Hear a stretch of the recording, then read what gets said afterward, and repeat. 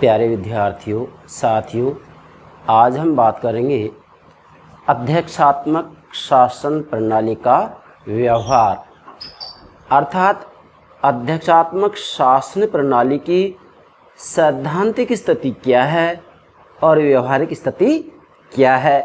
इस संदर्भ में आज हम आपको समझाएंगे, जो कि प्रत्येक प्रकार की प्रतियोगिता परीक्षा के अंतर्गत किसी न किसी रूप में पूछा ही जाता है।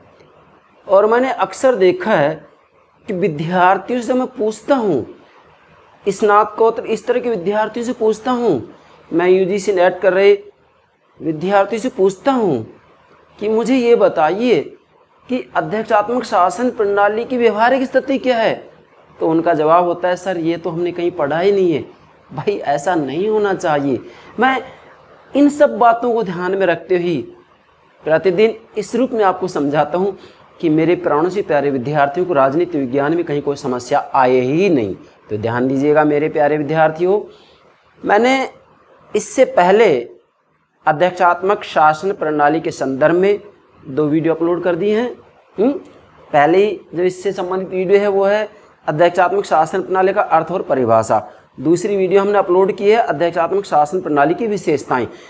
अब आज हम ले रहे हैं अध्यक्षात्मक शासन प्रणाली का व्यवहार। तो वास्तव में मैं चाहे किसी भी अवधारणा को समझा रहा हूं, मैं क्रमबद्ध रूप में समझाता हूं, सिस्टमैटिक तरीके से समझाता हूं, उसमें क्रमबद्धता नहीं तोड़ते हैं। हम एक टॉपिक हमने ले लिया तो पूर्ण करके ही उसको अगला टॉपिक शुरू करते हैं। तो ध्यान दीजिएगा मेरे प्यारे विद्यार्थियों, कल मैंने आपको बताया था अध्यक्षात्मक शासन प्रणाली की विशेषताएं, तो उन विशेषताओं से ही जोड़ते हुए आगे बढ़ेंगे हम। कैसे? क्योंकि अब हमें अध्यक्षात्मक शासन प्रणाली की व्यवहारिक स्थिति क्या है। सैद्धांतिक स्थिति तो कल मैंने आपको बता दी थी कि भाई शुद्ध अध्यक्षात्मक शासन प्रणाली में ये लक्षण मिलेंगे ही मिलेंगे। मैंने आपको अध्यक्षात्मक शासन प्रणाली की जब विशेषताएं समझाया था तो उसमें एक विद्वान है डीवी वर्ने के अनुसार मैंने आपको 11 विशेषताएं समझाई थी। अब उन्हीं बातों को ध्यान में रखते हुए हम इसकी व्यवहारिक स्थिति को समझेंगे। तो सर्वप्रथम मेरे प्राणों से प्यारे विद्यार्थियों, आप हमारे यूट्यूब चैनल से जुड़े रहें।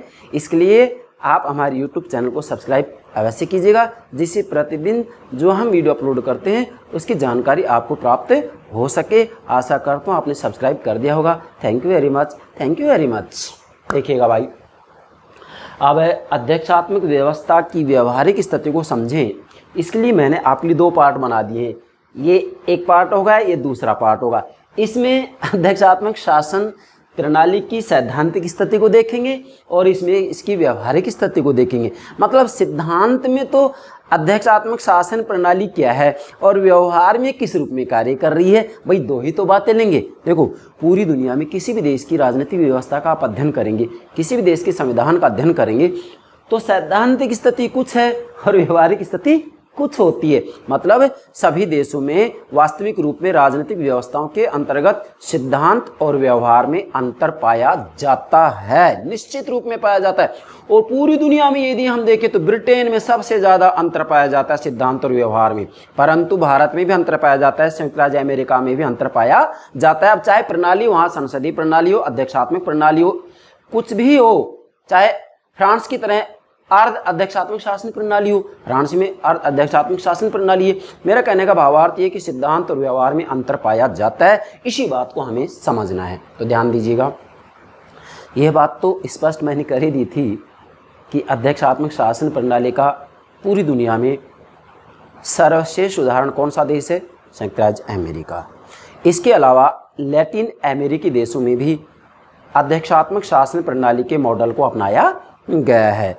अध्यक्षात्मक शासन प्रणाली कहते किसे हैं, सामान्य स्वरूप में बताऊंगा, क्योंकि सारी बातें मैंने अलग से वीडियो अपलोड कर दिया है, आप हमारी प्लेलिस्ट में देखिएगा। वास्तव में इसका सामान्य सा अर्थ ये होता है कि जब व्यवस्थापिका और कार्यपालिका, देखो सरकार के 3 अंग होते हैं, व्यवस्थापिका, कार्यपालिका और न्यायपालिका। तो न्यायपालिका की तो किसी न किसी रूप में सभी देशों में स्वतंत्र रूप में व्यवस्था कर दी जाती है, कुछ अपवादों को छोड़ करके हैं। तो वास्तव में जब व्यवस्थापिका और कार्यपालिका अपने कार्यों, शक्तियों और अवधि, कार्यकाल, अपनी अवधि की दृष्टि से एक दूसरे से स्वतंत्र रहती हैं, एक दूसरे पर निर्भर नहीं रहती हैं, तो ऐसी शासन व्यवस्था को अध्यक्षात्मक शासन व्यवस्था कहा जाता है। दूसरे शब्दों में, वास्तविक रूप में जब कार्यपालिका व्यवस्थापिका के प्रति उत्तरदायी नहीं होती है, कार्यपालिका अपने कार्यों, शक्तियों और अवधि की दृष्टि से पूर्ण रूप में स्वतंत्र होती है और व्यवस्थापिका पर निर्भर नहीं होती है, तो ऐसी शासन व्यवस्था को अध्यक्षात्मक शासन प्रणाली कहा जाता है। क्यों? क्योंकि कार्यपालिका का जो अध्यक्ष होता है वो राष्ट्रपति होता है और वास्तविक रूप में राष्ट्रपति किसी भी रूप में व्यवस्थापिका के प्रति उत्तरदायी नहीं होता है। राष्ट्रपति अपने कार्य, शक्ति और अवधि की दृष्टि से भी व्यवस्थापिका के ऊपर निर्भर नहीं होता है। ऐसी व्यवस्था जहां होती है उसे ही अध्यक्षात्मक शासन प्रणाली कहा जाता है। क्यों? क्योंकि यहाँ जो राष्ट्रपति वास्तविक रूप में कार्यपालिका का अध्यक्ष है, तो वास्तविक रूप में देखा जाती है अपने कार्य, शक्ति और अवधि की दृष्टि से व्यवस्थापिका पर निर्भर नहीं है, इससे स्वतंत्र है। ऐसी व्यवस्था को ही अध्यक्षात्मक शासन प्रणाली कहा जाता है। क्लियर? अब हमें तो समझना है कि इसका व्यवहार क्या है। अब देखिएगा भाई, मैंने आपके लिए यहाँ दो डायग्राम बनाए हैं। ये तो सैद्धांतिक स्थिति का डायग्राम है और ये व्यवहारिक स्थिति का डायग्राम है। समझेंगे? देखो मेरे प्राणों से प्यारे विद्यार्थियों, समझना है। मैं इतना प्रयास करूँगा आपके लिए, इतना प्रयास करूँगा कि मैं संपूर्ण राजनीति विज्ञान को आपको अच्छे से समझा सकूं। मेरा मूल लक्ष्य यही है, मेरा गंतव्य यही है, मेरा उद्देश्य यही है। और मेरे विद्यार्थी तो वैसे भी मेरी ऊर्जा है, मेरे प्राण हैं, सब कुछ मेरे लिए मेरे विद्यार्थी हैं। मैं इसी बात को ध्यान में रखते प्रतिदिन एक क्लास निश्चित रूप से अपलोड करता हूं। ठीक है? अब देखो भाई, यहाँ ये अध्यक्षात्मक शासन की सामान्य संरचना बनाई है किसके अनुसार? ला पालोम्बारा नाम के एक विद्वान हैं, ला पालोम्बारा। इन्होंने अध्यक्षात्मक शासन प्रणाली का सामान्य चित्र बनाया है, सामान्य संरचना बतलाई है। इसके अनुसार वास्तविक रूप में ला पालोम्बारा ये कहना चाह रहे हैं कि एक शुद्ध अध्यक्षात्मक शासन प्रणाली की संरचना ये होती है। अर्थात वास्तविक रूप में शुद्ध अध्यक्षात्मक शासन प्रणाली की जो संरचना है, इसके संदर्भ में मैंने पिछली वीडियो के अंतर्गत आपको अध्यक्षात्मक शासन प्रणाली की डीवी वर्णे के शब्दों में या डीवी वर्णे के अनुसार 11 लक्षण या विशेषताएं समझाई थी। तो जो वो 11 विशेषताएं, लक्षण हैं, वो वास्तविक रूप में शुद्ध अध्यक्षात्मक शासन प्रणाली के लक्षण ही हैं। मतलब यदि आप शुद्ध अध्यक्षात्मक शासन प्रणाली की पहचान करना चाहते हैं तो उसमें वो लक्षण होने ही चाहिए जो कि मैंने पिछली वीडियो के अंतर्गत बतलाए हैं। आज भी उनकी चर्चा हम करेंगे। तो ध्यान दीजिएगा, वास्तविक रूप में अध्यक्षात्मक शासन प्रणाली की जो सैद्धांतिक स्थिति होती है, वो सैद्धांतिक स्थिति के अंतर्गत हम ये देखेंगे क्या कि इसके 3 महत्वपूर्ण लक्षण होते हैं। मैंने पिछली क्लास के अंतर्गत 11 लक्षण बतलाए हैं। अब उन 11 की आवश्यकता नहीं है, हमें तो इसके व्यवहार को समझना है। अब हम उसका निचोड़ रूप में ले रहे हैं क्या कि वास्तविक रूप में अध्यक्षात्मक शासन प्रणाली के 3 महत्वपूर्ण तथ्य होते हैं, 3 महत्वपूर्ण लक्षण होते हैं, जिन्हें कि आप क्या कहेंगे? प्रमुख तथ्य या सैद्धांतिक व्यवस्था। मतलब अध्यक्षात्मक शासन प्रणाली की सैद्धांतिक स्थिति क्या है, सिद्धांत में अध्यक्षात्मक शासन प्रणाली की स्थिति क्या है। मतलब सिद्धांत में वास्तविक रूप में अध्यक्षात्मक शासन प्रणाली में क्या कुछ व्यवस्था की गई है। भाई संविधान में क्या कुछ व्यवस्था की गई है। वास्तविक रूप में देखा जाए तो आप ये भी कह सकते हैं कि ये 3 तथ्य, 3 बातें या 3 लक्षण ऐसे हैं जो कि अध्यक्षात्मक शासन प्रणाली में महत्वपूर्ण होते हैं।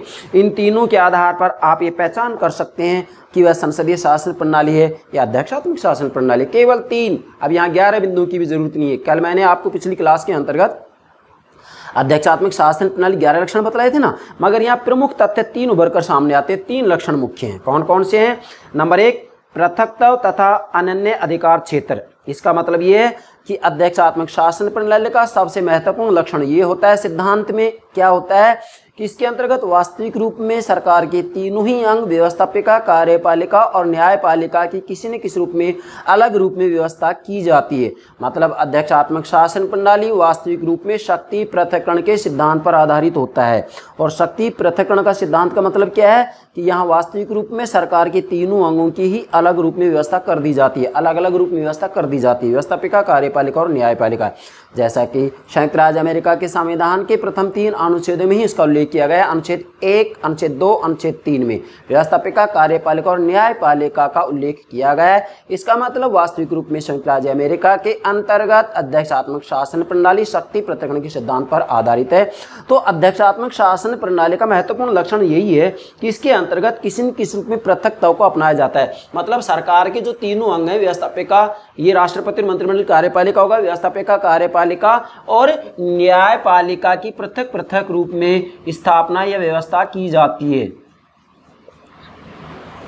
न्यायपालिका, न्याय ये पालिका होगी, न्यायपालिका, ठीक है, अलग अलग रूप में व्यवस्था कर दी जाती है। जैसे अनुच्छेद 1, अनुच्छेद 2 और अनुच्छेद 3 के अंतर्गत ये बातें लिखी गई हैं। संयुक्त राज्य अमेरिका के संविधान में केवल 7 अनुच्छेद हैं और 3 अनुच्छेद में व्यवस्थापिका, कार्यपालिका और न्यायपालिका का उल्लेख किया गया है। इसलिए इसका प्रथम लक्षण है पृथकता तथा अनन्य अधिकार। अनन्य अधिकार का मतलब ये है कि न्यायपालिका अपने कार्य क्षेत्र तक सीमित है, व्यवस्थापिका अपने कार्य क्षेत्र तक सीमित है और जो कार्यपालिका है अपने कार्य क्षेत्र तक सीमित है। मतलब संविधान के अनुच्छेद में साफ लिखा गया है कि संयुक्त राज्य अमेरिका की कांग्रेस, मतलब वहाँ की व्यवस्थापिका का नाम कांग्रेस है, कांग्रेस कानून बनाने संबंधित कार्य करे। संयुक्त राज्य अमेरिका की कार्यपालिका राष्ट्रपति, ऐसा लिखा गया वहाँ पर, संयुक्त राज्य अमेरिका का राष्ट्रपति मतलब कार्यपालिका कानून की क्रियान्विति से संबंधित कार्य करे। और संयुक्त राज्य अमेरिका की न्यायपालिका मतलब सर्वोच्च न्यायालय वास्तविक रूप में संविधान और कानूनों की व्याख्या से संबंधित कार्य करे।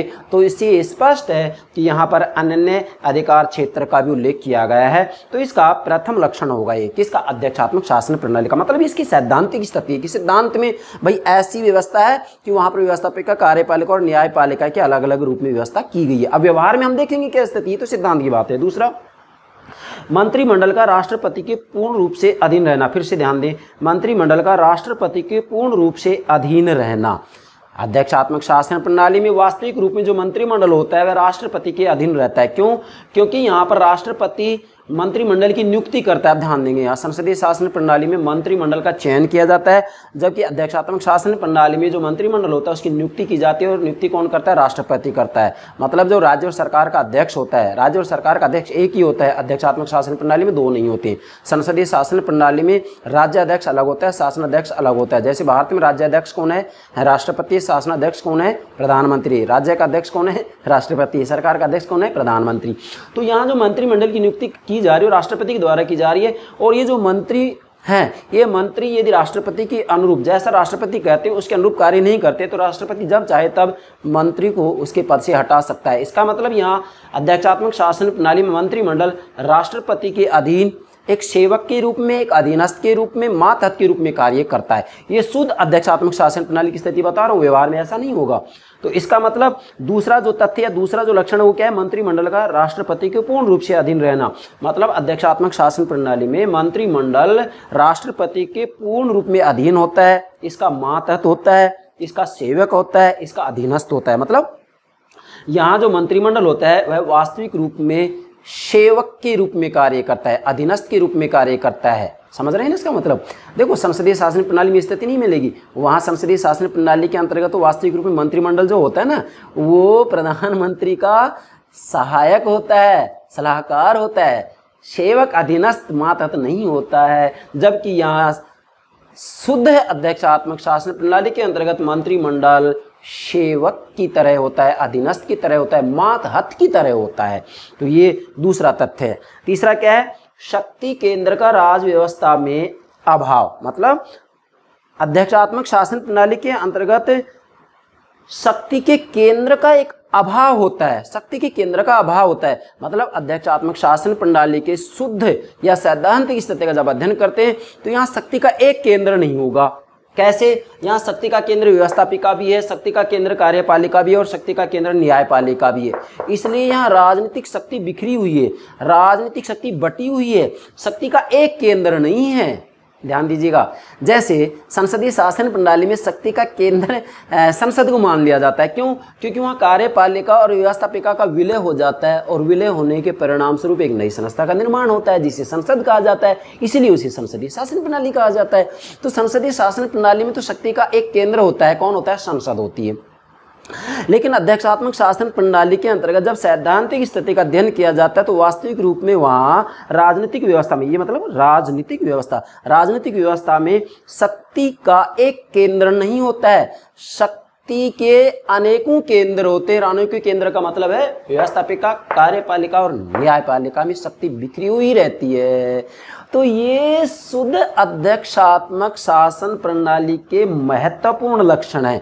मतलब ये अध्यक्षात्मक शासन प्रणाली की सैद्धांतिक स्थिति है कि भी सिद्धांत में अध्यक्षात्मक शासन प्रणाली में शक्ति पृथक्करण होता है।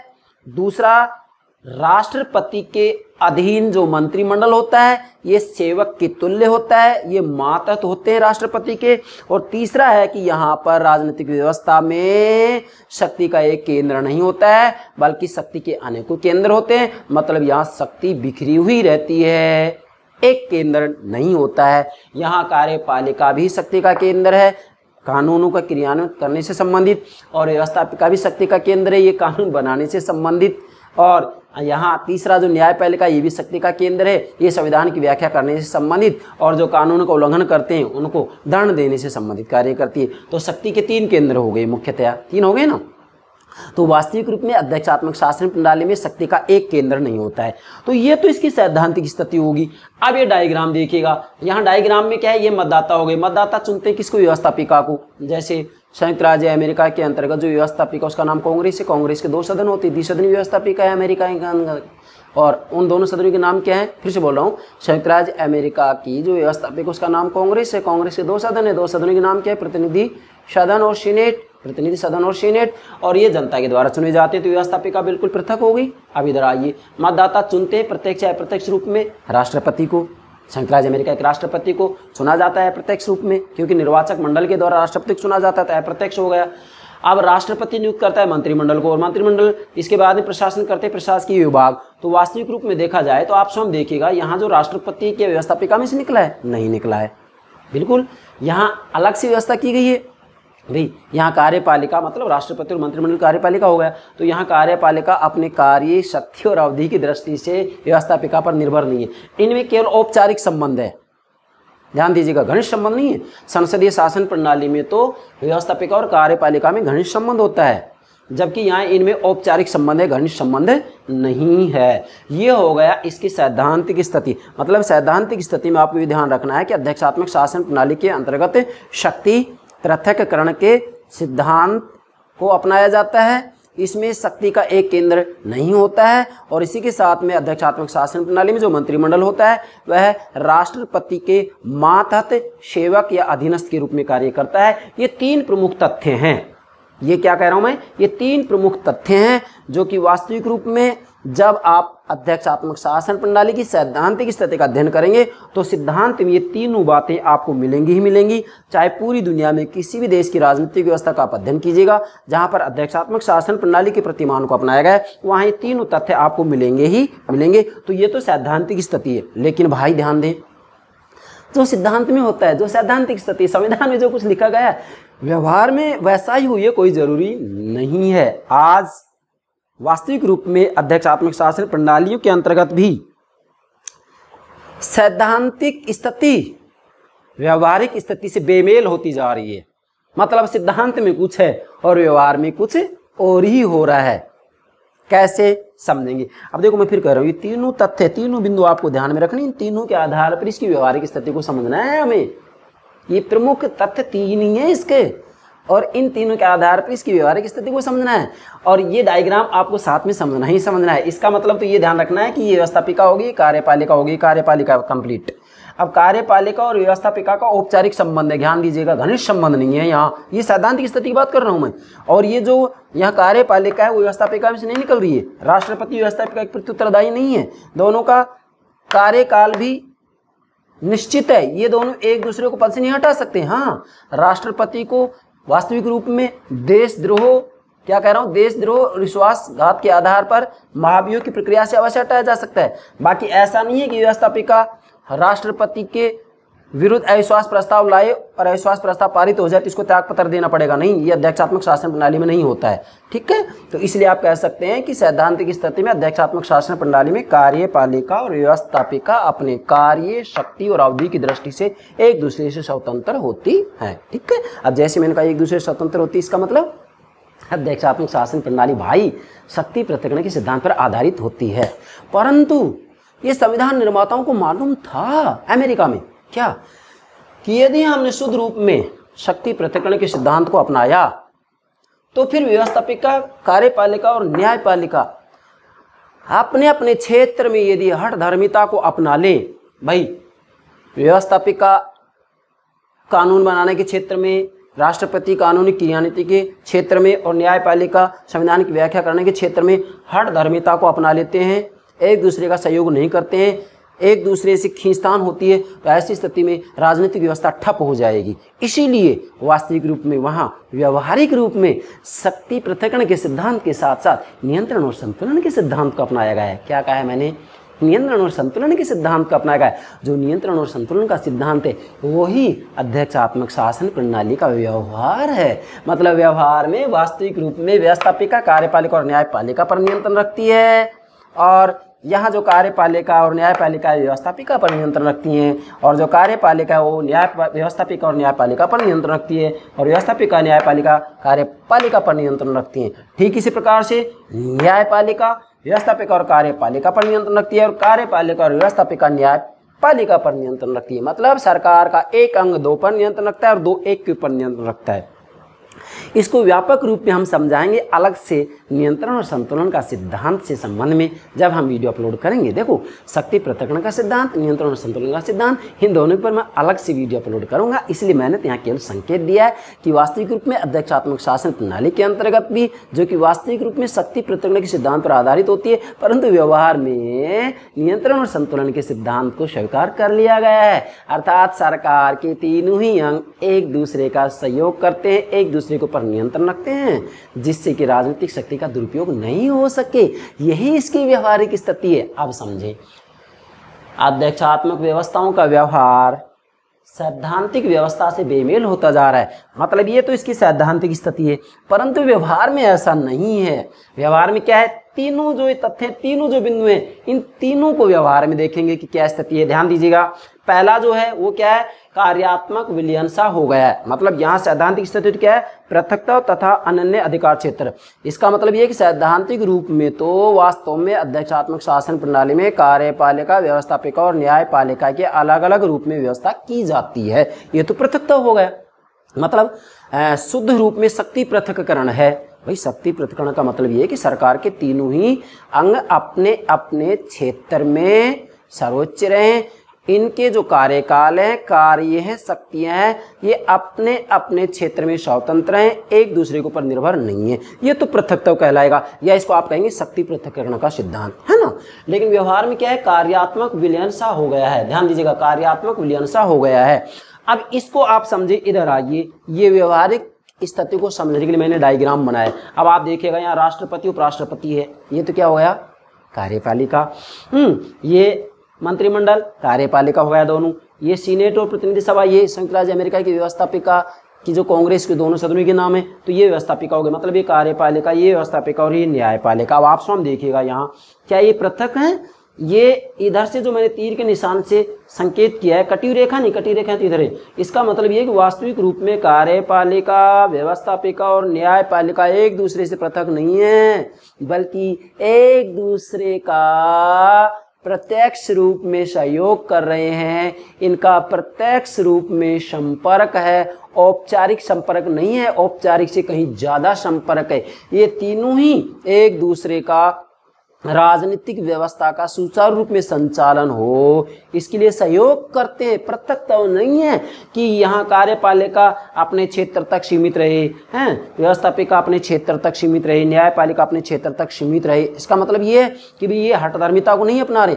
बल्कि राजनीतिक व्यवस्था का ठीक से सुचारू रूप में संचालन हो, इसके लिए एक दूसरे का सहयोग करते हैं। और ये तीनों ही एक दूसरे के ऊपर निर्भर हैं। ये तीनों ही वास्तविक रूप में एक दूसरे की शक्ति को नियंत्रित करते हैं, जिससे कि शक्ति का संतुलन बना रहे और शक्ति का दुरुपयोग नहीं हो। इसे ही तो क्या कहते हैं, संतुलन, क्या, नियंत्रण और संतुलन का सिद्धांत। फिर से बोलो, नियंत्रण और संतुलन का सिद्धांत। नियंत्रण और संतुलन का सिद्धांत। भाई कार्यपालिका व्यवस्थापिका और न्यायपालिका पर नियंत्रण रखिए, न्यायपालिका और व्यवस्थापिका कार्यपालिका पर नियंत्रण रखिए। तो इसका मतलब ये है कि ये तीनों ही अंग एक दूसरे के ऊपर नियंत्रण रखते हैं, जिससे कि शक्ति संतुलन बना रहे। मतलब सरकार का एक अंग दो पर और दो एक के ऊपर नियंत्रण रखता है। इसको व्यापक रूप में हम अलग से वीडियो अपलोड करेंगे, तब समझाएंगे। ठीक है, अब इसके आधार पर समझना है आपको। कार्यात्मक विलेसा हो गया है। अब आपसे हम देखिएगा, वास्तविक रूप में अध्यक्षात्मक शासन प्रणाली के अंतर्गत भी व्यवहार में शक्ति पृथक्करण नहीं है। सरकार के तीनों ही अंग मिल से गए हैं, एक दूसरे का सहयोग करते हैं, यहाँ पृथकता है ही नहीं।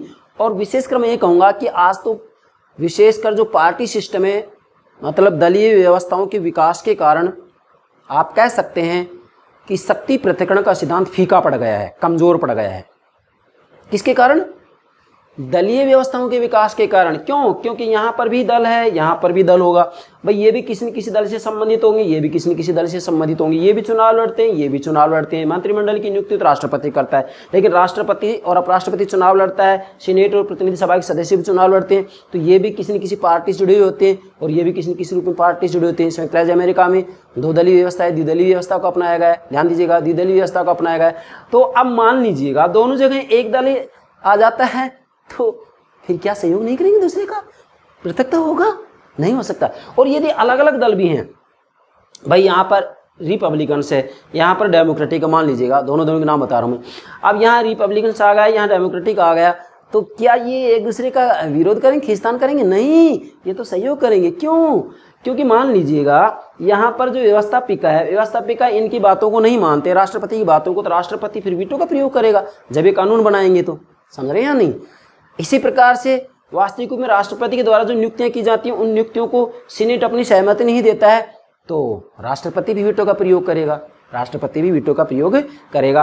और मान लीजिएगा यहाँ पर जो ये सीनेट और प्रतिनिधि सभा, मतलब व्यवस्थापिका है, व्यवस्थापिका यदि कार्यपालिका की बातों को नहीं मानती है तो बार बार इनको समस्या आएगी। इसी प्रकार से राष्ट्रपति की बातों को भी यदि व्यवस्थापिका नहीं मानती है तो ऐसी स्थिति में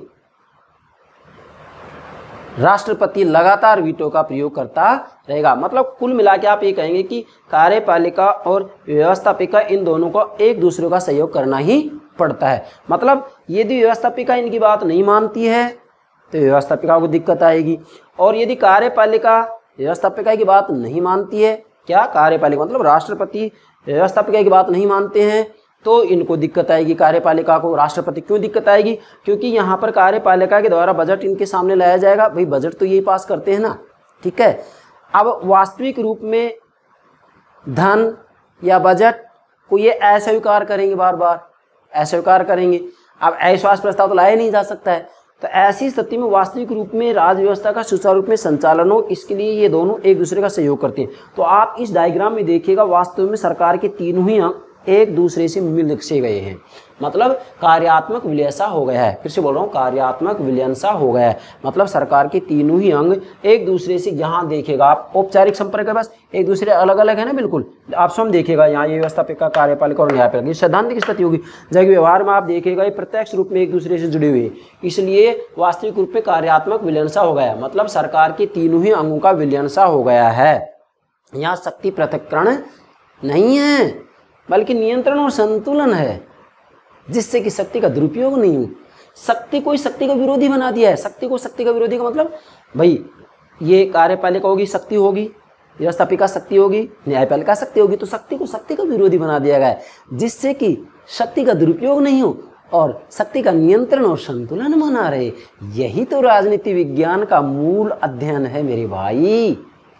दूसरा, मंत्रिमंडल सेवक न रहकर सहयोगी बन गया है। अब ध्यान दीजिएगा भाई, सिद्धांत में तो आप स्वयं देखिएगा मंत्रिमंडल राष्ट्रपति के मातहत हैं, सेवक हैं, अधीनस्थ हैं, लेकिन व्यवहार में ये स्थिति नहीं है। व्यवहार में तो वास्तविक रूप में देखा जाए तो मंत्रिमंडल सेवक नहीं है, आज सहयोगी बन गए हैं। अध्यक्षात्मक शासन प्रणाली में भी मंत्रिमंडल सहयोगी के रूप में कार्य करते हैं।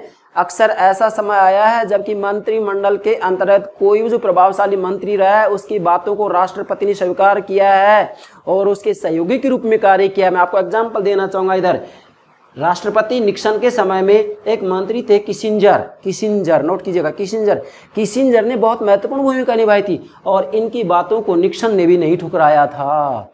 इसका मतलब क्या, निक्सन के काल में जो किसिंजर हैं वो मातहत थे, सेवक थे, अधीनस्थ थे?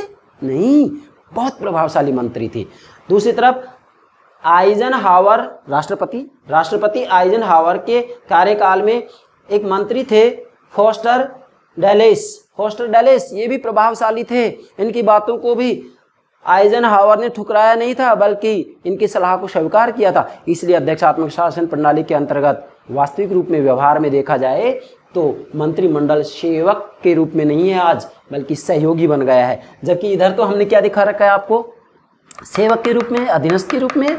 मतलब ये तो सैद्धांतिक स्थिति भाई। सिद्धांत में कहा जाता है कि अध्यक्षात्मक शासन प्रणाली में मंत्रिमंडल सेवक के रूप में होता है, अधीनस्थ के रूप में होता है, मातहत के रूप में होता है। मातहत, नोट कीजिएगा, मातहत के रूप में होता है, सेवक के रूप में होता है, अधीनस्थ के रूप में होता है। लेकिन व्यवहार में मंत्रिमंडल संसदीय शासन प्रणालियों की तरह एक सहयोगी बन गई है। मतलब मंत्रिमंडल एक सहयोगी के रूप में कार्य करती है, एक सलाहकार के रूप में कार्य करती है। मैंने आपको दो एग्जाम्पल दे दिए, किसिंजर और फोस्टर डैलेस। ये मंत्रिमंडल में मंत्री थे, बहुत प्रभावशाली भूमिका थी। मतलब निक्सन ने और आइजनहावर ने इनकी बातों को ठुकराया नहीं बल्कि स्वीकार किया। इनका बहुत महत्वपूर्ण प्रभाव था। इसलिए मंत्रिमंडल अध्यक्षात्मक शासन प्रणाली में आज सेवक के रूप में नहीं है बल्कि सहयोगी बन गया है। दो बातें होगी इधर, सैद्धांतिक स्थिति तो ये होगी और व्यवहारिक स्थिति। अब तीसरी क्या है, ध्यान दीजिएगा, तीसरी सैद्धांतिक स्थिति क्या है, शक्ति केंद्र का राजनीतिक व्यवस्था में अभाव। मतलब सैद्धांतिक स्थिति में शक्ति का एक केंद्र नहीं होता है। अध्यक्षात्मक शासन प्रणाली में व्यवस्थापिका, कार्यपालिका और न्यायपालिका, ये तीनों केंद्र होते हैं शक्ति के, है ना। मतलब यहाँ शक्ति बिखरी हुई रहती है। जबकि व्यवहार में देखें, अब आप व्यवहार में क्या है, राजनीतिक व्यवस्था में शक्ति केंद्र भी निश्चित होने लगा है। मतलब आज अध्यक्षात्मक शासन प्रणालियों में भी शक्ति का केंद्र निश्चित होने लग गया है।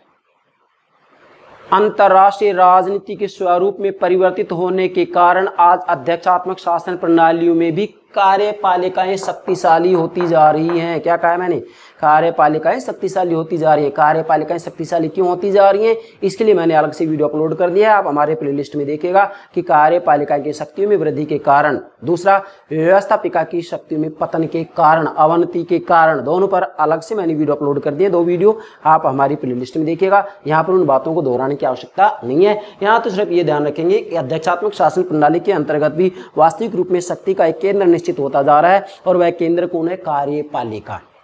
वैसे मेरे प्राणों से प्यारे विद्यार्थियों ध्यान देंगे, चाहे संसदीय शासन प्रणाली हो, चाहे अध्यक्षात्मक शासन प्रणाली हो और चाहे फ्रांस की तरह अर्ध अध्यक्षात्मक शासन प्रणाली हो, सभी जगह, तीनों जगह, सभी जगह कार्यपालिकाएं शक्तिशाली होती जा रही है। क्या कह रहा हूं मैं, कार्यपालिकाएं शक्तिशाली होती जा रही है। मतलब पूरी दुनिया में व्यवहारिक स्थिति देखी जाए तो सरकार के तीनों अंगों में ही कार्यपालिकाएं सबसे ज्यादा शक्तिशाली होती जा रही हैं। अध्यक्षात्मक शासन प्रणाली के अंतर्गत व्यवहार में यही स्थिति है कि शक्ति का एक केंद्र निश्चित होता जा रहा है और वो केंद्र कौन है, कार्यपालिका। कार्यपालिका संयुक्त राज्य अमेरिका में भी वास्तविक रूप में राष्ट्रपति ही शक्तिशाली बनता जा रहा है। पूरी दुनिया में राष्ट्रपति के समान शक्तिशाली कोई राजनीतिक पदाधिकारी नहीं है। पूरी दुनिया का नाम ले दिया है मैंने, कोई भी नहीं है इसकी टक्कर का। ये इतना ज्यादा शक्तिशाली होता जा रहा है। जबकि संविधान निर्माताओं ने तो ये सोचा था, क्या सोचा था, उन्होंने व्यवस्था भी की थी ऐसी कि कार्यपालिका को, पर उन्होंने संविधान बहुत कम लिखा है, जबकि व्यवस्थापिका को बहुत ज़्यादा लिखा है। इसलिए संविधान निर्माता वास्तविक रूप में ब्रिटेन की तरह व्यवस्थापिका को शक्तिशाली बनाना चाहते थे। जैसे ब्रिटेन के अंतर्गत संसद की संप्रभुता के सिद्धांत को अपनाया गया है, इसी तरीके से वास्तविक रूप में अमेरिका के अंतर्गत भी संविधान निर्माता व्यवस्थापिका को शक्तिशाली बनाना चाहते थे। लेकिन व्यवहार के अंतर्गत हो गया ये कि कार्यपालिका शक्तिशाली हो गई, मतलब राष्ट्रपति शक्तिशाली हो गया। राष्ट्रपति ही राजनीतिक शक्ति का केंद्र बन गया है। क्या कहा मैंने? राष्ट्रपति ही राजनीतिक शक्ति का केंद्र बन गया है। इसलिए व्यवहार में राजनीतिक व्यवस्था में शक्ति केंद्र भी निश्चित होने लग गया है। ये व्यवहारिक स्थिति। इधर तो कहा है कि शक्ति का एक केंद्र नहीं है, शक्ति के अनेक केंद्र हैं, जैसे व्यवस्थापिका, कार्यपालिका और न्यायपालिका। जब व्यवहार में शक्ति का एक केंद्र निश्चित हो गया, मतलब शक्तियां एक जगह केंद्रित होती जा रही है। और वो कौन है? कार्यपालिका। और कार्यपालिका का अध्यक्ष कौन है? अमेरिका में राष्ट्रपति। तो शक्तियां किसमें केंद्रित होती जा रही हैं? राष्ट्रपति में। संसदीय शासन प्रणाली में भी शक्तियां किसमें केंद्रित होती जा रही है? प्रधानमंत्री में। इसलिए चाहे संसदीय शासन प्रणाली हो, चाहे अध्यक्षात्मक शासन प्रणाली हो, शक्तिशाली कार्यपालिका ही होती जा रही है। ये नोट कीजिएगा। अच्छा, इसके बाद मैंने आपके लिए 3 बातें यहाँ नोट की हैं, नोट कीजिएगा। नंबर 1, दल व्यवस्थाओं ने समस्त संरचनाओं में समन्वय स्थापित कर दिया है। मतलब वास्तविक रूप में शुद्ध अध्यक्षात्मक शासन प्रणाली में कार्यपालिका, व्यवस्थापिका और न्यायपालिका पृथक पृथक होती हैं। मतलब अध्यक्षात्मक शासन प्रणाली शक्ति प्रतिगणक सिद्धांत पर आधारित होती है। लेकिन व्यवहारिक स्थिति है कि दल व्यवस्थाओं ने, मतलब पार्टी सिस्टम ने सभी संरचनाओं में समन्वय स्थापित कर दिया है। किसके कारण हुआ समन्वय? दल के कारण, दल व्यवस्थाओं के कारण, राजनीतिक दलों के कारण। मतलब कार्यपालिका और व्यवस्थापिका में विलय सा हो गया है। भाई यहाँ देखिएगा, ये कार्यपालिका होगा, ये व्यवस्थापिका होगा। अब मान लीजिएगा यहाँ दोनों जगह एक दल आ जाता है तो डेफिनेटली विलय हो ही गया। और अलग अलग दल हैं तो भी एक दूसरे का सहयोग करेंगे, क्योंकि एक दूसरे का विरोध करते हैं तो वास्तविक रूप में इन दोनों को ही समस्या आएगी, कार्यपालिका को भी और व्यवस्थापिका को भी। ठीक है। दूसरा, संविधान निर्माता विधानमंडलात्मक शासन स्थापित करना चाहते थे। मतलब संयुक्त राज्य अमेरिका के संविधान निर्माता वास्तविक रूप में विधानमंडलात्मक शासन, विधानमंडलात्मक मतलब व्यवस्थापिका को शक्तिशाली बनाना चाह रही थी। संविधान निर्माता विधानमंडलात्मक, नोट कीजिएगा, विधानमंडलात्मक शासन ही स्थापित करना चाहते थे। मतलब संयुक्त राज्य अमेरिका में संविधान निर्माता तो वास्तविक रूप में व्यवस्थापिका को शक्तिशाली बनाना चाह रहे थे, इसलिए इसको क्या नाम दिया? विधानमंडलात्मक शासन। लेकिन व्यवहार में तो हाँ, कार्यपालिका शक्तिशाली होती जा रही है। अंतर्राष्ट्रीय राजनीति के स्वरूप में परिवर्तन होने के कारण, राज्य के स्वरूप में परिवर्तन होने के कारण आज राज्य का स्वरूप कल्याणकारी हो गया। बहुत ज़्यादा कार्य करने पड़ते हैं, बहुत ज़्यादा कार्य करने पड़ते तो ऐसी स्थिति में व्यवस्थापिकाओं का कार्यभार बहुत ज़्यादा बढ़ जाता है। ऐसी स्थिति में स्वयं व्यवस्थापिकाएं कार्यपालिकाओं को ही कुछ क्षेत्रों में अधिकार शक्तियां सुपुर्द कर देती हैं, जिसे प्रदत्त व्यवस्थापन कहा जाता है। यस। तीसरा, राष्ट्रपति दल व राष्ट्र का नेता होता है। अब ध्यान दीजिएगा, राष्ट्रपति दल व राष्ट्र का नेता होता है। यस।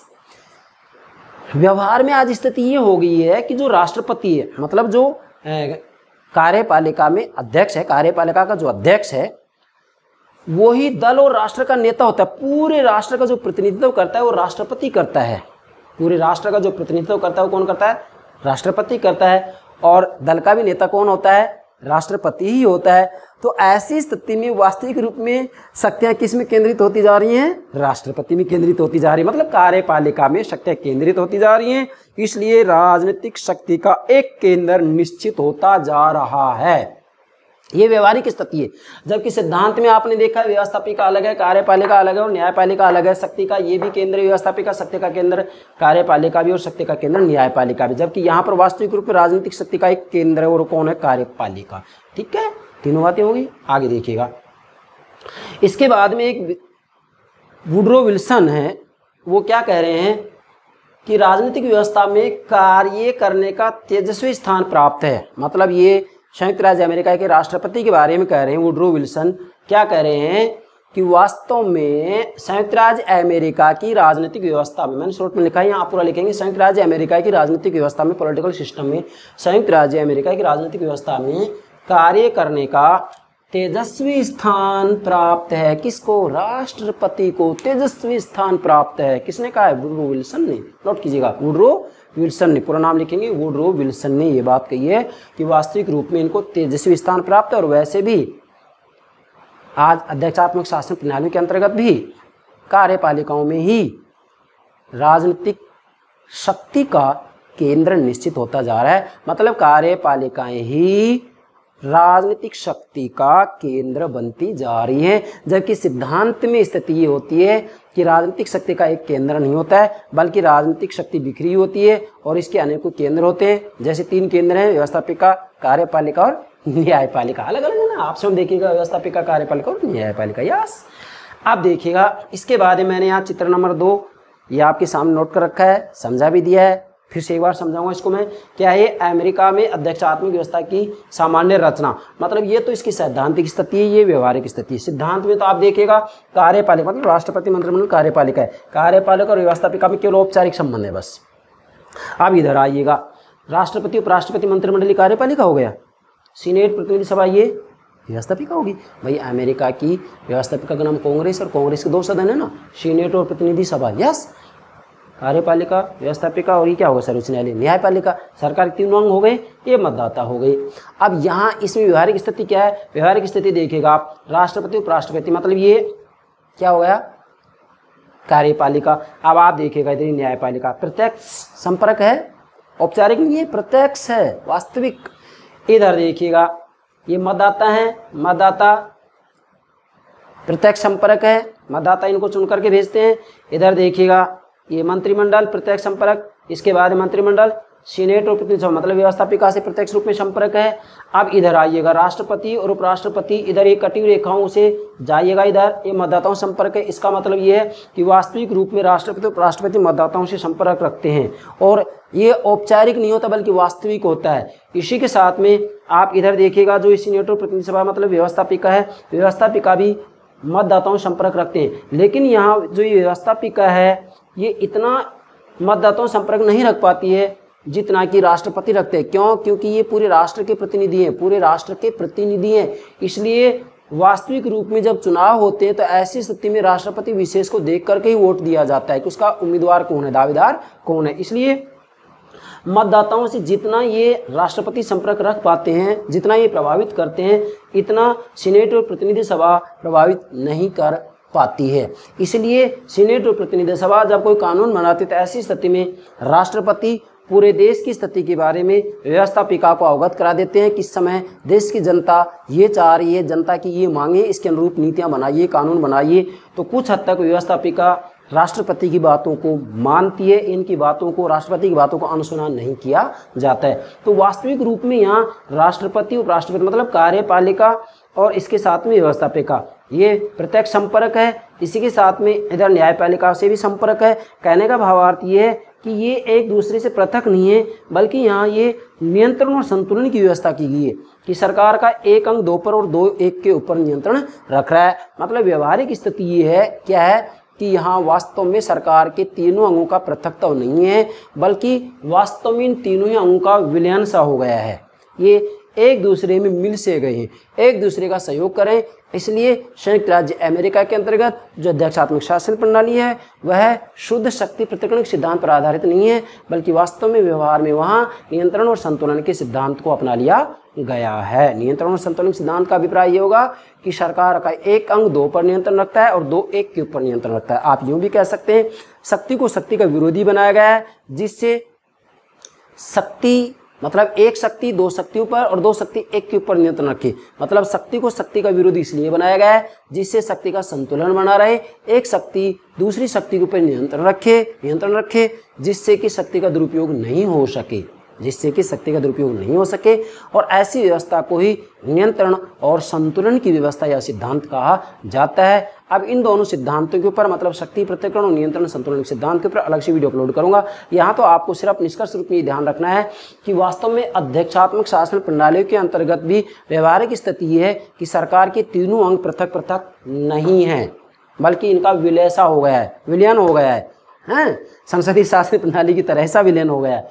और दूसरा, अध्यक्षात्मक शासन प्रणाली के अंतर्गत वास्तविक रूप में मंत्रिमंडल आज सेवक के रूप में नहीं है बल्कि सहयोगी के रूप में कार्य कर रहा है। और तीसरा, राजनीतिक व्यवस्थाओं में आज शक्ति का एक निश्चित केंद्र हो गया है, और वो कौन है, कार्यपालिका है। जबकि सिद्धांत में स्थिति ये है क्या कि शक्ति का पृथक्करण होता है, सरकार के तीनों अंग अलग अलग होते हैं, और दूसरा मंत्रिमंडल राष्ट्रपति के सेवक अधीनस्थ मातहत के रूप में कार्य करता है, और तीसरा शक्ति केंद्र का राजनीतिक व्यवस्था में अभाव होता है। मतलब यहाँ शक्ति का एक केंद्र नहीं होता है, बल्कि शक्ति का व्यवस्थापिका भी केंद्र है, कार्यपालिका भी केंद्र और न्यायपालिका भी केंद्र है। जबकि यहाँ पर शक्ति का एक केंद्र निश्चित होता जा रहा है, और वो कौन है, कार्यपालिका, मतलब राष्ट्रपति। राष्ट्रपति आप इस डायग्राम से देख सकते हैं, ऊपर ऊपर हमने किसको स्थान दिया है, राष्ट्रपति उपराष्ट्रपति को। तो वास्तविक रूप में शक्ति का ये केंद्र बनता जा रहा है, राजनीतिक व्यवस्था में शक्ति का एक केंद्र बनता जा रहा है। कौन, राष्ट्रपति उपराष्ट्रपति। राष्ट्रपति उपराष्ट्रपति यही कौन है, कार्यपालिका है। और मंत्रिमंडल की नियुक्ति तो राष्ट्रपति करता ही है। क्लियर हो गया। तो यहाँ पर सर्वे सर्वा कौन हो गया है, राष्ट्रपति हो गया है। इसलिए इसे राष्ट्रपतीय शासन प्रणाली कहा जाता है, अध्यक्षात्मक शासन प्रणाली कहा जाता है। तो ये इसकी व्यवहारिक स्थिति हो गई। आशा करता हूँ मेरे प्रणों से प्यारे विद्यार्थियों, आप अध्यक्षात्मक शासन प्रणाली की सैद्धांतिक स्थिति और व्यवहारिक स्थिति को ठीक से समझ होंगे। फिर कह रहा हूँ, ये सैद्धांतिक स्थिति है, ये सैद्धांतिक स्थिति का डायग्राम है, ये व्यवहारिक स्थिति का डायग्राम है। ये सैद्धांतिक स्थिति से संबंधित 3 बिंदु तथ्य हैं, ये व्यवहारिक स्थिति से संबंधित 3 बिंदु तथ्य हैं। मतलब इन्हीं 3 तथ्यों को व्यवहार में देखिए क्या है, इन्हीं 3 तथ्यों को सिद्धांत में देखिए क्या स्थिति है। इसके आधार पर आप अध्यक्षात्मक शासन प्रणाली की जो व्यवहारिक स्थिति है उसको आसानी से समझ सकते हैं। Thank you very much. Thank you very much.